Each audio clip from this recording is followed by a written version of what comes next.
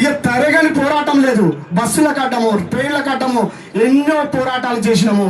అప్పుడు తెలంగాణ మాత్రము సోనియా గాంధీ అరే ఇంకా తెలంగాణ వాదులు చనిపోతున్నారు, రోషయ్య అయితే తెలంగాణ వద్దు ఏదొద్దు, కిరణ్ కుమార్ రెడ్డి కూడా వాస్తవానికి తెలంగాణ వద్దు అని చెప్పారు వీళ్ళు. ఎందుకంటే ఆంధ్ర వాళ్ళది ఈ హైదరాబాద్లోనే వాళ్ళ బిజినెస్లు వాళ్ళ వ్యాపారాలు నడుస్తున్నాయి కాబట్టి అందుకని తెలంగాణ తెస్తే మనం విడిపోతే మనకు అక్కడ ఉపాధి లేదని చెప్పి వాళ్ళు ఆలోచించి తెలంగాణ ఇవ్వక కొంతకాలం మనము దాదాపు ఒక 12 సంవత్సరాలు 14 సంవత్సరాలు మనం యాతన పడ్డాం.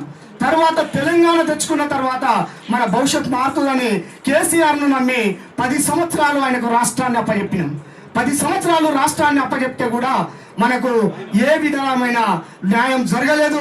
ఉద్యమకారులు అమరులైన కుటుంబాలను కూడా కనీసము పలకరించిన పాపన లేదు. ఆ 10 సంవత్సరాల పరిపాలనలో ఆయన అన్నాడు తెలంగాణ ఉద్యమకారులకు నాడు కూడా కేసీఆర్ అన్నాడు ఉద్యమకారులకు పక్కా 250 గజాల ఇండ్లు ఇస్తాను, అదేవిధంగా జర్నలిస్టులకు కూడా నేను ఒక వాళ్ళకు కూడా సంక్షేమ బోర్డు ఏర్పాటు చేసి వాళ్ళకు కూడా సంక్షేమ బోర్డు ఐడెంటిటీ కార్డులు ఇచ్చేసి వాళ్ళని కూడా ఆదుకుంటాము అని కేసీఆర్ అన్నాడు.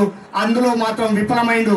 తర్వాత ఉద్యమకారులు తెలంగాణ యావత్ ప్రపంచ బిడ్డలందరూ కలిసి ఈ తెలంగాణ ఉంటే మన భవిష్యత్తు మారేటట్టు లేదు, ఈ తెలంగాణను దించి కనీసం ఎందుకంటే సోనియా గాంధీ అన్నది కాంగ్రెస్ తెలంగాణ ఆమె ఉన్నప్పుడే తెలంగాణ ఇచ్చింది కాబట్టి వీళ్ళకి ఒకసారి అవకాశం ఇద్దాము, కాంగ్రెస్ వాళ్ళకు వీళ్ళకి ఇస్తే మన బతుకులు మారుతాయని చెప్పేసి రేవంత్ కుమార్ రెడ్డి వచ్చినప్పుడు అదే రాహుల్ గాంధీ ఎల్బీ నగర్ దగ్గర వచ్చినప్పుడు మేనిఫెస్టోలో ఆయన మాట్లాడిన విధానము ఆయన రాహుల్ గాంధీ, మేనకా గాంధీ, సోనియా గాంధీ ముగ్గురు ఎల్బీ నగర్ స్టేడియంలో ఎల్బీ నగర్ దగ్గర మహాసభలో ఏమన్నారంటే ప్రతి ఒక్కరికి సంక్షేమ బోర్డు ఏర్పాటు చేసి 250 గజాలలో 4 గదుల ఇల్లు నిర్మించి ఇస్తాము మీకు అని రాహుల్ గాంధీ వారి మేనిఫెస్టోలో పెట్టిండు, మాట ఇచ్చిండు. అదే విధంగా 25,000 నుండి 30,000 వరకు ఖచ్చితంగా గౌరవ వేతనం ఇస్తా అని చెప్పిండు. అదే విధంగా 100 ఎకరాల్లో స్మృతివనం కట్టిస్తానని చెప్పారు. ఈ భోగమైన మాటలు చెప్పి కాంగ్రెస్ ప్రభుత్వం కూడా ఇప్పుడు 2 సంవత్సరాలు విఫలమైంది. ఎందుకంటే కాంగ్రెస్ ప్రభుత్వము 6 గ్యారంటీలతో పాటు ఇవన్నీ ప్రజాపాలనలో కూడా పెట్టింది, కానీ ఒక్కటి కూడా చేయలేకపోతుంది. ఇంకా అవకాశం ఉన్నది. రేవంత్ రెడ్డి గారు సర్కారు మీకు మేము చెప్పేదంతా మేము ప్రతిపక్షం కాదు, మీరు మంచి చేస్తారని చెప్పి మీకు రాజ్యాధికారం మేము ఇచ్చినాము. మా ఉద్యమకారులు, మా కళాకారులు తెలంగాణలో ఎంతో మంది ఆలమైన బిడ్డలు ఎందుకంటే వాళ్ళ కుటుంబాలను పోగొట్టుకొని కుమారులను 15-16 సంవత్సరాలలో విద్యార్థి ఉద్యోగాలు వచ్చే అవకాశంలో కూడా చనిపోయి మరణాలతో కుటుంబాలు అల్లాడుతున్నాయి. ఎందుకంటే మేము ప్రతి జిల్లాలో గ్యాదర్ చేసినప్పుడు ఒక్కొక్క కుటుంబంలో పాపం ఉద్యమకారులు మంచాన పడి నేనైతే 2-3 మన నల్గొండ ప్రాంతంలో వెళ్ళినప్పుడు మంచాన పడి పక్షవాతం వచ్చింది అతనికి.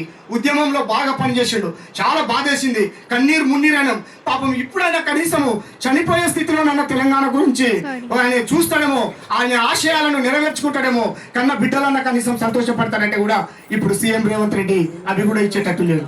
కాబట్టి అందుకనే ఇప్పుడు ఎందుకంటే టీయూ చేసి అన్ని సంఘాలతో కలుపుకొని ఐక్యతగా, ఎందుకంటే మేము టీయూ చేసి ఉద్యమకారులు చేసి అనే కాదు అన్ని సంఘాలతో ముక్కుమడి అయి రాష్ట్రంలో ఉన్న ప్రతి ఒక్క సంఘాలను కలుపుకొని ఐక్యతంగా పోరాడి రేవంత్ రెడ్డి ఇంటి ముట్టడి చేసి అయినా మనం నిధులను మన ఫలాలను మనం దక్కించుకోవాలని, అదేవిధంగా దక్కకపోతే ఢిల్లీకైనా వెళ్ళడానికి ప్రయత్నం చేయాలని మనము ఉన్నాము. అందుకే ఈ సభ మొదటి సభ ఏర్పాటు చేసినాము. ఈ సభలో కూడా అందరూ ఇప్పటి వరకు టీయూజేసీలో మేము గౌరవ మా చైర్మన్ గారు కరీంనగర్లో ఉన్నా కానీ నిత్యము మాతోని ఫోన్లో మాట్లాడుకుంటూ అన్న ఏమైతుంది, ఏం జరుగుతుంది, మీరు చేయండి, నేను ముందున్నా అని చెప్పేసి మా పద్మక్క గారి భోగే పద్మక్క గారిని చైర్మన్గా చేసినాము. ఆమె నడిపించిన ఆమె విధానంలోనే మేము నడుస్తున్నాము. టీయూ చేసి ఆమె ఆధ్వర్యంలోనే నడుస్తున్నది. కాబట్టి ఇప్పుడు మా భోగే పద్మక్క చైర్మన్ గారు కొన్ని ఆమె అనుభవాలు, ఉద్యమంలో చేసిన పోరాటాలు, ఆమె మాటలను, ఆమె సందేశాలను మనం ఇప్పుడు కొంత సమయము అక్కగారికి ఇద్దామని తెలియజెప్తున్నాను. మీ అందరికీ అదేవిధంగా ధన్యవాదాలు చెప్తున్నాను.